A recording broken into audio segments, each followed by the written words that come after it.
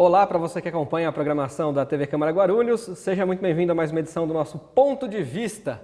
Bate-papo de hoje é com o engenheiro mecânico Douglas dos Reis, criador, fundador da Fábrica de Nerds. É uma espécie de escola, instituição aí que trabalha a inovação na educação, com o apoio da tecnologia e da robótica. O Douglas também coordenou uma equipe aqui do ENIAC, que disputou várias competições internacionais, justamente envolvendo o uso aí da robótica. Então, para você entender melhor esse universo da tecnologia e do conhecimento, você fica ligado aqui no Ponto de Vista, porque depois do intervalo a gente volta então com o Douglas dos Reis. A gente volta já.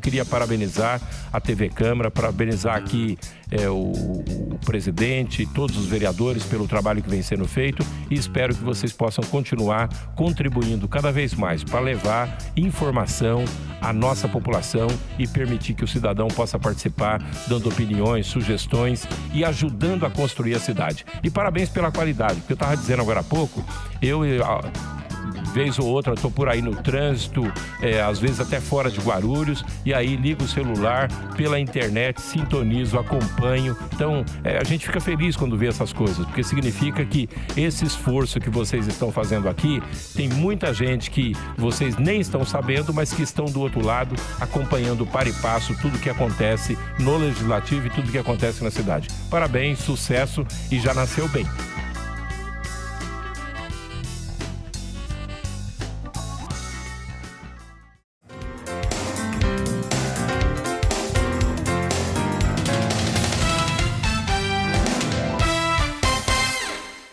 Maravilha, Ponto de Vista então já de volta, como eu antecipei aqui no início do programa. Hoje vamos conversar com o Douglas dos Reis.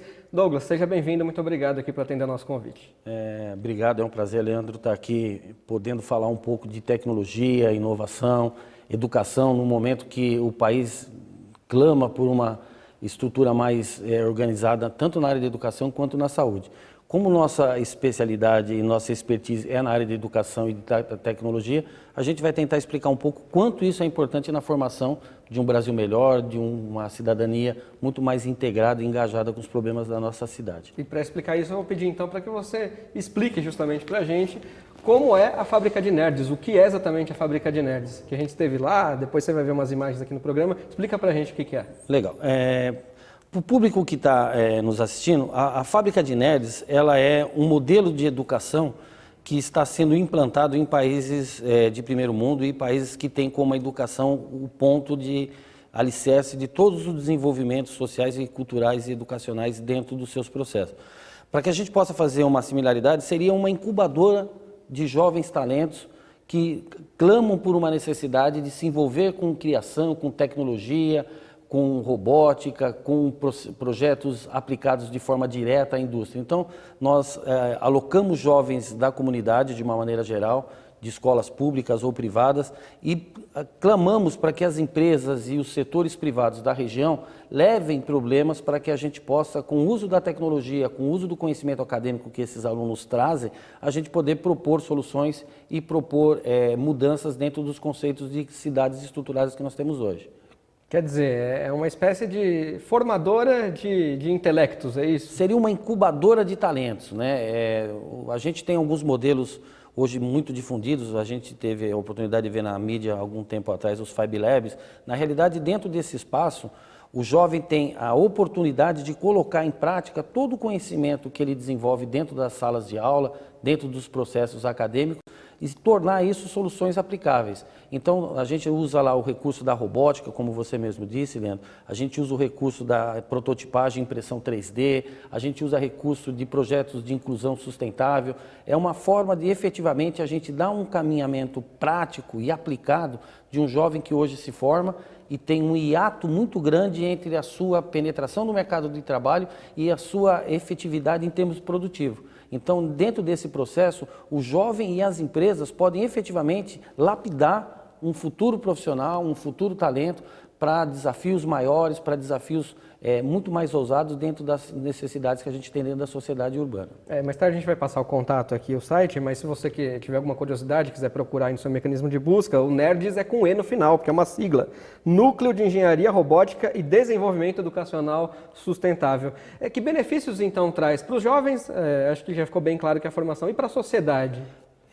A gente observa, Leandro, que toda a cidade, toda a região urbana, cosmopolita, você depara com uma quantidade enorme de problemas, né? Isso é oriundo da nossa formação, nosso convívio complexo. Para a sociedade como um todo, vários problemas que hoje a gente discute, como o combate à dengue, os processos de prevenção e detecção de doença, você pode levar como um desafio para dentro da área de projeto. Você desenvolver, de repente, numa prototipagem em 3D, um sistema de proteção que tampe um vaso, evitando com que a água se acumule, isso pode ser desenvolvido dentro desse espaço, através da iniciativa de um aluno e a orientação de profissionais e professores que tenham engajamento dentro dessa área. Ou seja, os problemas que hoje nós temos em torno de nossa sociedade e que normalmente a gente acha que as soluções estão associadas a altos investimentos, a gastos extremamente elevados, projetos extremamente longos, você pode, de repente, com ideias criativas, com apoios de forma extremamente pontuais, conseguir sanar de forma rápida. Essa é a proposta, nós trabalharmos os problemas que nós temos no nosso dia a dia, dentro da sociedade corporativa, social, urbana, para que a gente possa melhorar a cidade dentro de um projeto interno. Com soluções práticas, né? Quanto tempo que a Fábrica de Nerds já existe? Nós estamos com esse projeto pioneiro em Guarulhos, e a gente tem um pouco de conhecimento a nível de Brasil, há 8 meses, né? A ideia relativamente novo, então. Novo, projeto, né? Um projeto que está se iniciando agora. A gente tem um modelo de negócio que, para esse momento econômico, não é um momento muito favorável, porque, como eu já disse, a gente depende do apoio de empresas em termos não só de apoio financeiro, mas também de apoio em cases, de situações que a gente possa estar trabalhando dentro da solução. A gente depende do apoio, obviamente, de órgãos públicos que podem estar destinando ou recurso ou desafios, vamos chamar assim, para esse jovem estar, de uma certa maneira, crescendo e efetivamente sendo integrado como uma mão de obra solucionadora de problema dentro da comunidade. Então, esse processo de conexão de alunos dentro do espaço, mais desafio associado a empresas, a projetos, é um processo um pouco lento, até porque no Brasil esse não é um tipo de gestão que nós temos muito essa cultura, né? Sim. Essa cultura é muito comum e muito fortalecida em países anglo-americanos, países europeus, que trabalham muito essa potencialidade. Porque o que tem de interessante nesse modelo, pessoal? O custo de mão de obra é extremamente baixo, né, versus a capacidade criativa que você tem de gerar soluções. É isso que ainda a gente não consegue, de forma clara, levar a essa comunidade corporativa e pública que a gente tem na nossa região. Essa parte cultural acho que dá até para a gente debater um pouco mais com profundidade daqui a pouco, mas queria que você explicasse ainda um pouco melhor para quem não entendeu direito. Depois as imagens ainda vão circular aqui. Você tem um espaço grande, você recebe vários jovens lá. As aulas, elas são pagas, ou você pensou, quando fez essa Fábrica de Nerds, em desenvolver também projetos sociais? Ele é um projeto, né, um modelo de negócio que, como todo modelo de negócio, ele está pautado em 2 alicerces, que nós trabalhamos de forma extremamente equalitária, ou seja, tem o aspecto pago, que é o aspecto privado, que é onde gera fomento para a gente poder tocar o projeto, e, obviamente, tem um aspecto social, ou seja, metade do todo o desenvolvimento que é feito lá dentro, hoje é feito de forma social, ou seja, as pessoas não pagam nada para poder participar, para poder desenvolver, para poder trazer ideia, para poder ajudar soluções de ideia. Outra parte, ela é paga, mas porém no modelo de gestão comercial extremamente acessível. A gente tem um modelo de negócio que a gente chama lá de clube de inovação. O que é o clube de inovação? Ele é um portal onde o jovem paga em torno de R$70 por mês, e muito similar a um sócio torcedor de um clube, né, de um time de futebol, o jovem tem acesso a uma infinidade de recursos, uma infinidade de conhecimentos extremamente importantes para chegar nesse perfil que eu falei do talento. Então, nós temos lá dentro aulas de robótica, aulas de prototipagem, a gente tem um ambiente de reforço escolar com dicas de Enem, aulas com professores renomados de português, inglês, matemática, sempre dentro de um âmbito daquilo que a gente sabe que efetivamente é fundamental para que um jovem, inserindo-se dentro dos projetos já de forma mais efetiva lá dentro, ou seja, atuando em soluções de projeto, ou seja, na formação acadêmica ou na formação profissional que ele venha fazer fora do nosso eixo, ele possa se sentir de uma certa maneira fortalecido. Agora, isso online ou presencial? Esse projeto ele tem algumas atividades online e algumas atividades presenciais. Então, por exemplo, o jovem escolhe uma atividade que ele queira fazer presencial, ele quer fazer essa semana um workshop de robótica. Então, nós temos lá uma oficina que começa das 8 da manhã às 2 da tarde. Ele quer receber um material sobre dicas de Enem, de questões que foram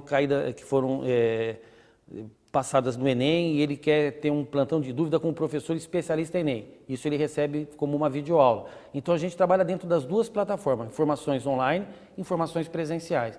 E sempre de forma criativa, né? O nosso modelo de negócio, como o próprio nome diz, Clube de Inovação, ele não é um modelo convencional, né? Um exemplo, uma aula de inglês lá não é uma aula de inglês convencional. É um filme ligado à tecnologia, ligado a desenvolvimento criativo, onde uma professora de inglês promove depois uma discussão em inglês, onde os jovens vão ter a oportunidade de discutir alguma coisa dentro da língua nativa inglesa. A parte de matemática, a mesma coisa, não são resoluções de questões, são bate-papos de dicas e algumas coisas de pessoas que já passaram por aquele processo e hoje estão tentando ajudar outras pessoas que estão no processo de transição. Tá, então de qualquer forma tem um custo que você colocou aí, que é um custo relativamente acessível, né? Dependendo da possibilidade também de cada um, mas de R$70 mais ou menos, né? E aí a pessoa tem acesso à parte online e também à parte presencial, só para a gente deixar bem claro. E o site qual é? É www.fabricadenerdes.com. Com E, nerdes com E lá no final. Isso. E de onde surgiu a ideia de você montar essa escola, esse clube? Na realidade, Leandro, como você falou logo na introdução do programa, eu vim da área de robótica e tenho minha formação em engenharia mecânica, né?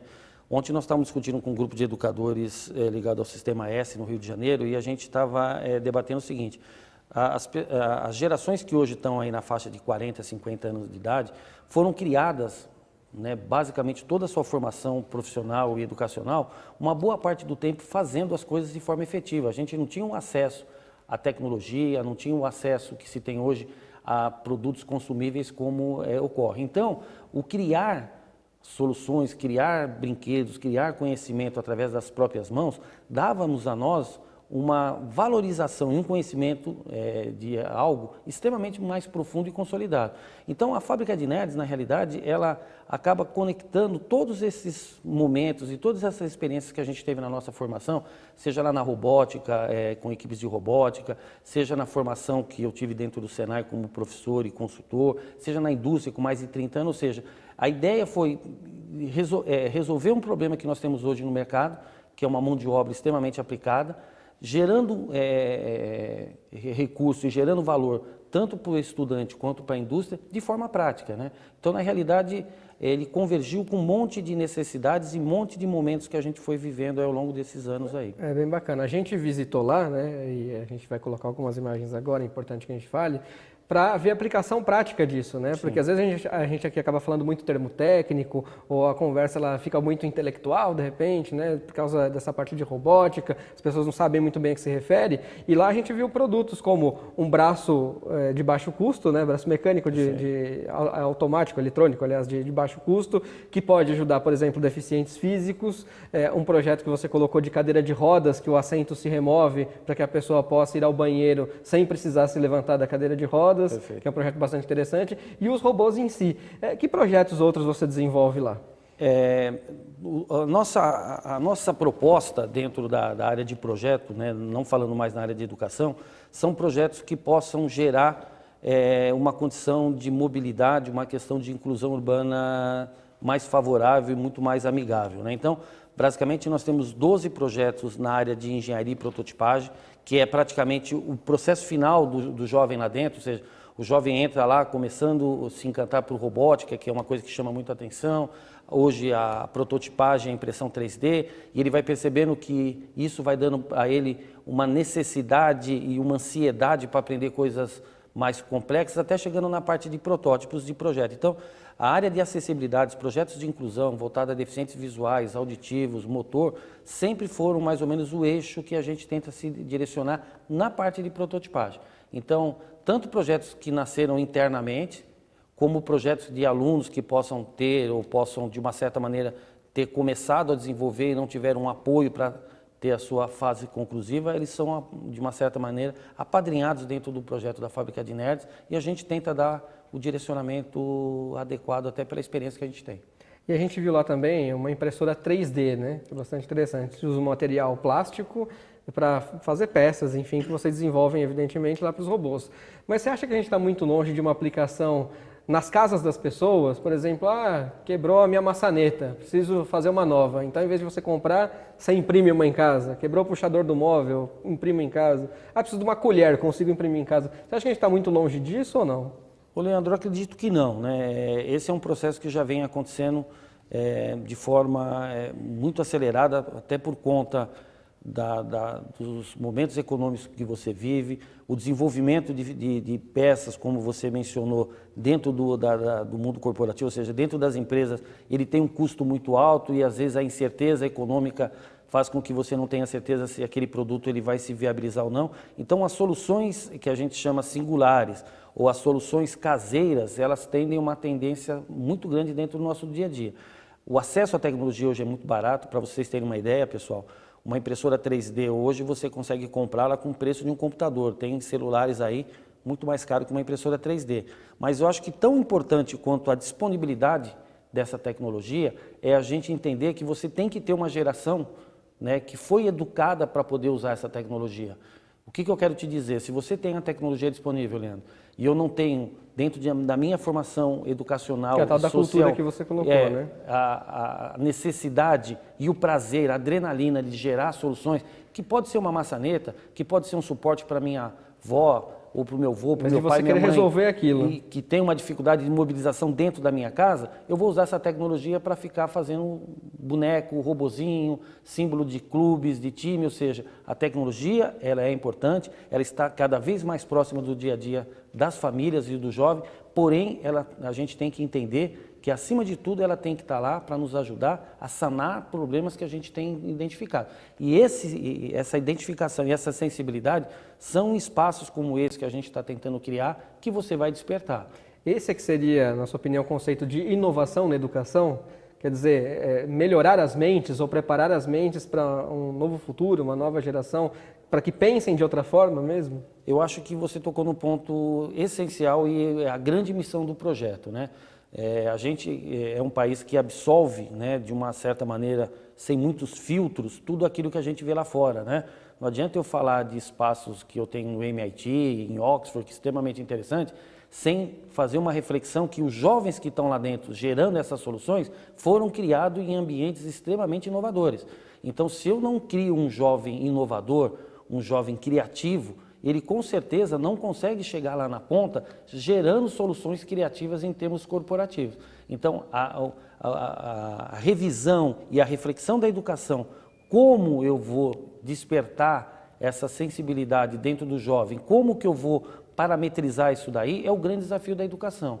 Os modelos de educação que a gente vive no presente é uma coisa quase que unânime, ele é extremamente ultrapassado e extremamente ineficaz. E a gente ouve muito mesmo essas universidades norte-americanas, inglesas, lá o conceito e a cultura de desenvolvimento de pesquisa, de tecnologia, de mentes criativas é bem diferente. A gente vai fazer uma pequena pausa aqui, Douglas. Na volta, então, a gente vai falar um pouco dos projetos sociais que vocês fizeram aliados ao aeroporto e também das competições internacionais que vocês participaram de robótica, falar um pouco das premiações, onde é que isso tudo, afinal de contas, também pode levar. Ponto de Vista faz uma pequena pausa e a gente volta já.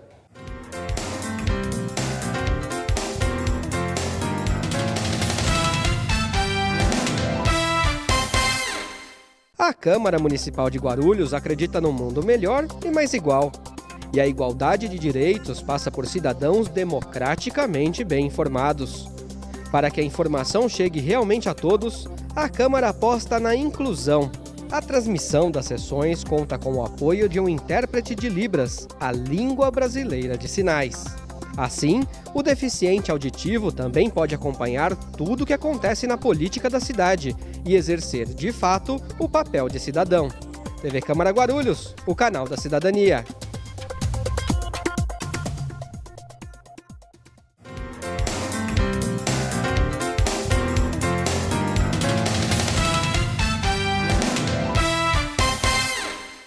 Muito bem, ponto de vista já de volta então. Hoje a gente está conversando aqui com o Douglas dos Reis, engenheiro mecânico, especialista em robótica. E Douglas, antes de a gente sair para o intervalo, a gente falou da tecnologia, da robótica aplicada à vida cotidiana, né? Como desenvolver peças como uma impressora 3D, como um braço robótico, de repente uma prótese para um deficiente. E na educação, você acha que a tecnologia ainda é pouco aplicada na educação, em sala de aula, por exemplo? Leandro, na educação, a tecnologia ela é aplicada, porém de forma errônea, no meu ponto de vista, né? Quando a gente fala de tecnologia, hoje as escolas entendem que tecnologia é você disponibilizar laboratórios de informática, é você gamificar um conteúdo educacional, é você promover espaços de robótica com o intuito apenas de competição. Então, a tecnologia hoje está presente dentro das escolas. O que ela não está é alinhada com a aplicação dessa tecnologia no mercado de trabalho. Você mesmo citou agora alguns exemplos de soluções de prótese, alguma coisa assim.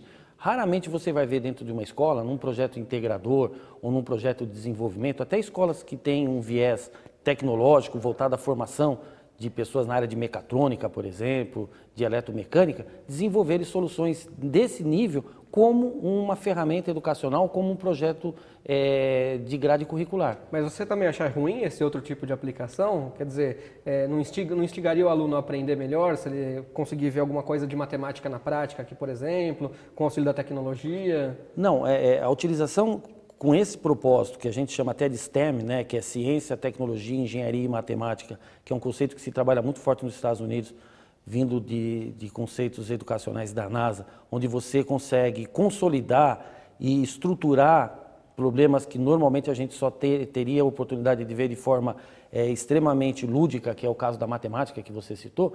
Obviamente, a matemática eu acho que é o exemplo mais fácil, né, da gente obviamente, citar. Essa é uma aplicabilidade extremamente importante. Só que a gente não pode esquecer que o tempo de absorção e a rapidez de absorção de conhecimento do jovem hoje é muito rápida.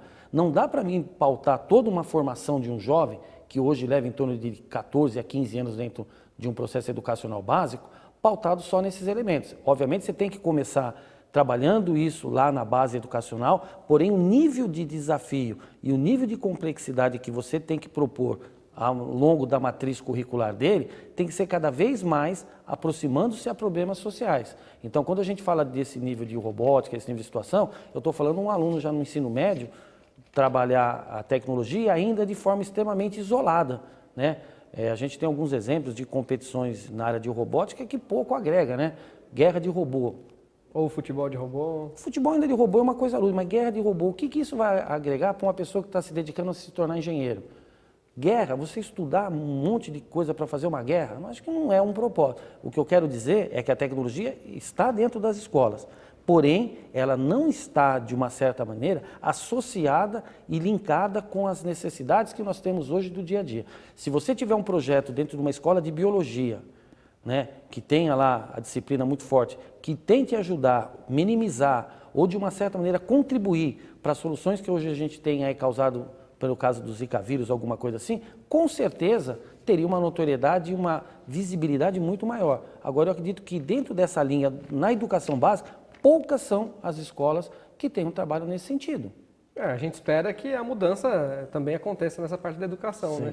Tanto aliada àquela parte mais lúdica como a matemática, como também, de repente, a essa. É uma mudança que demorará anos para ser processada, com certeza. Não é um conceito que vem da noite para o dia. Agora, você tocou na parte dos robôs, então. Vamos falar um pouco do projeto que vocês desenvolveram com a Gru Airport, que foi um projeto social, parece, né? Com crianças carentes da comunidade, deficientes visuais. Queria que você contasse um pouco do que foi esse projeto. É bacana, Leandro, porque esse é um exemplo típico, né, que a gente consegue ilustrar tudo isso que eu estava falando no bloco anterior. A robótica, ela é uma atividade que normalmente está associada a competições, até por uma questão de estímulo à participação do jovem, tem todo um aspecto comercial envolvido, que são plataformas normalmente americanas. Então, normalmente, toda a dinâmica está envolvida a educação, tecnologia e a parte de marketing e a parte de comércio. O que nós fizemos dentro dessa visão de tudo isso que eu venho falando dentro desse programa? Nós falamos, ótimo, por que a gente não faz uma robótica para cego? A plataforma que nós trabalhamos hoje de robótica, a qual eu já estou há 10 anos trabalhando, ela atende 32 países com mais de 5.500 equipes. Todos os países que você possa imaginar de tecnologia têm em algum momento essa plataforma que é a VEX dentro do seu currículo. Nenhum desses países e nenhuma dessas equipes nunca se preocupou em fazer um evento em que o deficiente visual tivesse a possibilidade de operar um robô. Então, a partir do momento que a gente junta tudo isso que nós estamos falando aí dentro desse programa, um jovem, ele fala, pô, professor, por que a gente não faz um evento desse para um cego? O cego nunca operou um robô. E a partir dessa provocação, nós começamos a fazer uma adequação de uma competição oficial desenvolvida para pessoas que não têm nenhum tipo de deficiência, para deficientes visuais. E aí a gente começou a perceber que a gente poderia envolver outros níveis de deficiência, outros níveis de carência. E aí, com a parceria da GRU Airport, não só com a GRU, tivemos a parceria da Associação de Deficientes Visuais de Guarulhos, tivemos a parceria do Colégio Brotero, tivemos uma parceria do Colégio Braille, que fica ali no Pimentas, a Prefeitura ajudou bastante, a Secretaria de Educação. Não deixou de ser uma competição, né? Só que você incluiu crianças carentes e deficientes visuais. Você tentou incluí-los na tecnologia. Isso. As crianças carentes tinham um papel extremamente importante, que eles eram os olhos do deficiente visual. Ou seja, era através das orientações que essa pessoa de comunidade carente, o robô era guiado pelo deficiente visual. Então, você trabalhar a sociabilização, trabalhar a inclusão de um deficiente visual e uma pessoa que é excluída socialmente, foi um projeto muito bacana. E o resultado foi que o deficiente visual consegue fazer a operação do robô. Ele conseguiu operar o robô, ele conseguiu competir, alinhado com uma pessoa da comunidade que eles chamam de vidente, ele fez essa atividade. Então, o que isso foi bacana? A gente conseguiu, dentro de uma tecnologia extremamente convencional, no aspecto das suas aplicações, gerar inclusão, gerar notoriedade, e isso foi reconhecido com um prêmio mundial desse evento nos Estados Unidos, concorrendo com 62 projetos de 32 países. E vocês ganharam. Nós somos considerados um projeto social de inclusão de robótica bem mais estruturado desses todos os países. Que legal. Então, tomara que essa aplicação, né, dessa tecnologia para deficientes, para crianças carentes, enfim, que ela evolua também para a prática. Como a gente falou aqui, de repente ajuda um cego a, não aquele que é impossível de enxergar, mas aquele que tem um grave problema visual, conseguir enxergar um pouco mais. Hoje já se desenvolve bastante nesse sentido, né? Aquele que não consegue ouvir um pouco mais, enfim. A gente torce para que a tecnologia aumente nesse sentido e para que o acesso amplie, principalmente, né? Porque não adianta você desenvolver o projeto e não dar o acesso para as pessoas. E o ENIAC Challengers? O que é o ENIAC Challengers? O ENIAC Challenge foi um processo dentro de toda essa construção extremamente importante, né? Nós ficamos por quase 10 anos dentro desse projeto. Dentro do ENIAC Challenge a gente teve a oportunidade, eu particularmente, de conhecer a fundo esse mundo da robótica, da tecnologia, da educação. Eu já vinha com uma experiência muito forte da área corporativa, eu era engenheiro mecânico, como você mesmo disse, de empresas na área de desenvolvimento de produto. Então foi através desse projeto que a gente conseguiu fazer essa leitura, né, e entender que existe um buraco aí, ou existe um gap entre o que o mercado busca efetivamente e o que as escolas estão, de uma certa maneira, oferecendo. Então foi essa experiência de quase 10 anos, cuidando de equipe, sendo campeão brasileiro por 6 vezes, tricampeão juvenil, vice-campeão mundial, sendo um campeão latino-americano, sendo a única equipe que até 2015 representava o Brasil nessa categoria nos 8 anos consecutivos, que deram toda essa visão, toda essa expertise para a gente entender um pouco melhor como que eu consigo trabalhar de forma mais ampla a educação, não só dentro de uma escola, mas dentro de uma comunidade, como que eu consigo fazer com que as empresas consigam observar que existem caminhos para gerar uma mão de obra muito mais aplicada, muito mais renovada, muito mais sustentável dentro dos desafios que elas têm normalmente no seu dia a dia. Mesmo com as competições, você consegue fazer isso, esse entendimento mais amplo? Sim, a competição aí é um ponto extremamente positivo e a gente valoriza e participa até hoje de competição. Tem uma semana que vem uma no Rio de Janeiro muito grande, com mais de 40 escolas. Ela gera ao jovem a capacidade da gestão de trabalho em equipe, que é fundamental no mundo corporativo. Normalmente as competições elas são desenvolvidas com a inclusão de 3 ou 4 jovens que têm que passar por situações extremamente adversas. Então, essa adversidade e esse trabalho em equipe faz com que o jovem cresça muito no aspecto comportamental. Ou seja, a parte de gestão humana, a gestão de liderança é uma coisa muito fortalecida dentro das competições. Então, as competições fazem parte do escopo, porém não é o objetivo único e final. Ele é uma pedra dentro dessa construção, dessa parede enorme que a gente chama de educação inovadora. Que ajuda a desenvolver, né? No fim, a competição acaba motivando também as Sim, pessoas. é uma das ferramentas. Agora, vocês lá na Fábrica de Nerds têm algum vínculo com alguma instituição, alguma parceria ou não? A Fábrica de Nerds, ela nasceu até por uma questão desse compromisso de atender comunidade, de atender anseios de uma forma muito mais ampla. A gente é uma gestão autônoma, ou seja, a gente não tem um vínculo direto com instituição nenhuma. O que nós fazemos lá é trabalhar em parceria com instituições, trabalhar em cogestão em alguns projetos de robótica com algumas escolas, cogestão com alguns órgãos não governamentais que trabalham essa parte de inclusão, ou seja, é um projeto aberto que trabalha com cogestões, ou seja, eu posso ter empresas que possam ajudar na gestão de algum tipo de projeto ou algum segmento de projeto e algumas empresas que a gente presta serviço, mas era uma gestão aberta. Perfeito. Até porque eu estava vendo aqui os valores e você citou esse ponto social, né, também, de ser mais amplo. Então, que é aprender para ensinar para crescer, isso é bem legal. Adquirir conhecimento para ajudar as pessoas, acho que é para isso que a gente deve realmente direcionar a educação, né, para que a gente possa dar acesso principalmente a quem mais precisa. Ter a família como base do saber, ok? E praticar a caridade e o voluntariado na forma de retribuição. Vocês têm algum projeto voluntário também? Na realidade, todos esses eixos que a gente destacou aqui, eles têm as suas vertentes sociais e voluntárias.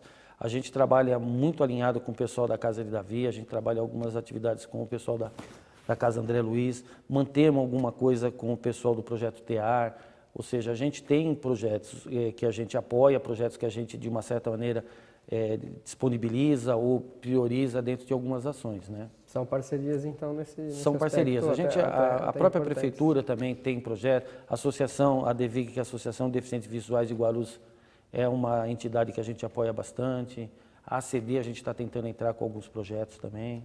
Ok, só para a gente fechar aqui o programa, daqui a pouco eu vou pedir para você dar os contatos finais novamente, a gente falar um pouco de quem pode entrar no projeto, idade dos jovens e vagas, mas quando a gente faz um programa assim sobre robótica, sobre tecnologia, tem alguém que com certeza está assistindo o programa e se pergunta em casa de repente, quando eu era criança, ou então mesmo depois de jovem adulto, eu assistia um desenho que chamava Os Jetsons. E os Jetsons passavam aquele cenário futurista, né? De que tudo pode ser eletrônico, você tinha uma empregada eletrônica, que carro voava. Você acha que um dia a gente vai chegar perto disso ou também não está muito distante? Eu acho que nós já estamos nisso, né, Leandro? Se a gente pesquisar um pouco mais a fundo, principalmente a linha de robótica e tecnologia desenvolvida pelos asiáticos, elas estão muito próximas disso, né? Essa linha é o que a gente chama de robótica neural, ou seja, é quando você começa a dar a elementos estruturados mecânicos, eletrônicos, a capacidade de tomada de decisão. Não pensar, tomada de decisão.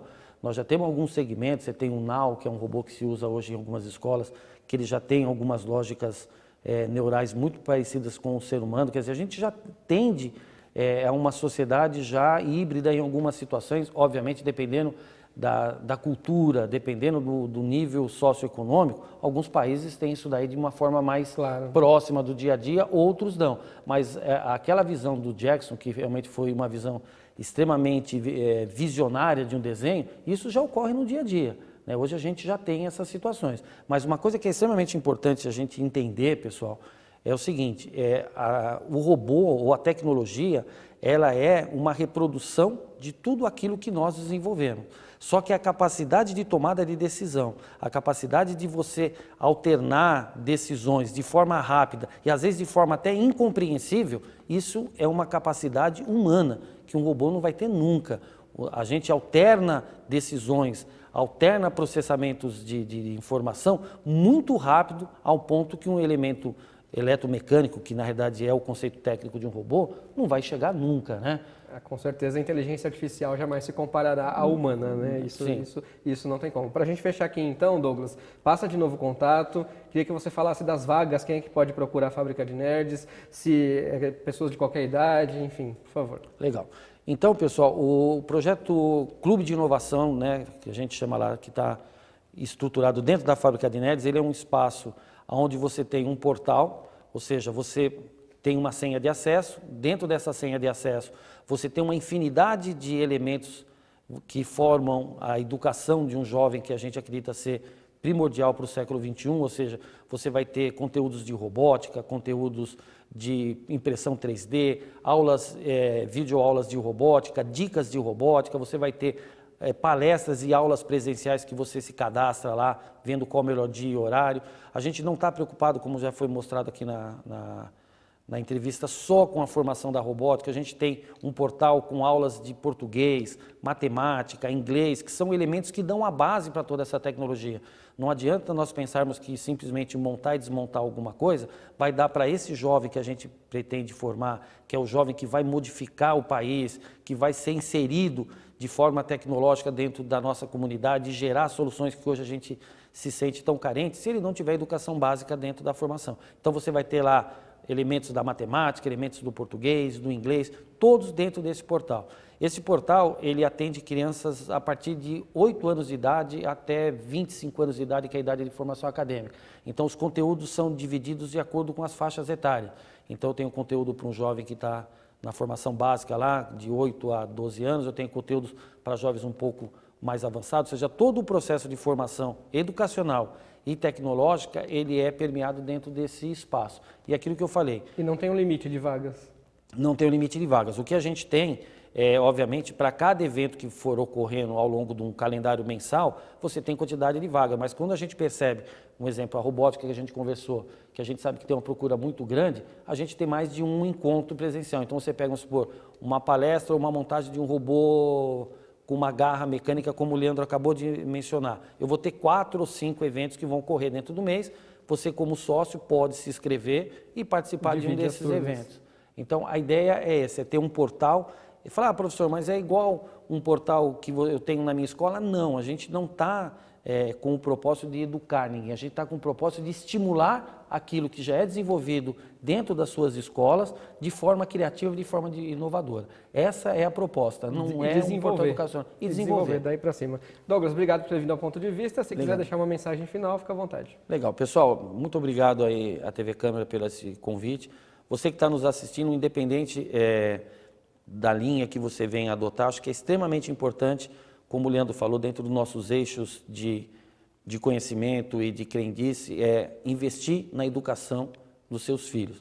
E quando a gente fala em investir, não é simplesmente você pagar uma escola, é você participar, saber efetivamente o que ele está desenvolvendo, saber a potencialidade do seu filho, saber a potencialidade das pessoas que estão ao seu redor, estimular essa potencialidade, motivar para que essa potencialidade possa efetivamente se transformar num elemento modificador e transformador da comunidade. É isso que nós estamos tentando fazer lá. Obrigado, Douglas. E eu acho mesmo que a educação é o maior legado que um pai pode deixar a um filho. Esse foi então o Ponto de Vista de hoje. Quero agradecer aqui o carinho da sua audiência. Lembrar que o programa vai ao ar de forma inédita toda quarta-feira, logo após o Jornal da Câmara, canal 7 digital da NET, para você que mora em Guarulhos e tem lá TV por assinatura, ou então acompanhe pelo nosso site, a transmissão é simultânea. Muito obrigado, nos vemos aqui então numa próxima TV Câmara Guarulhos, o canal da Cidadania.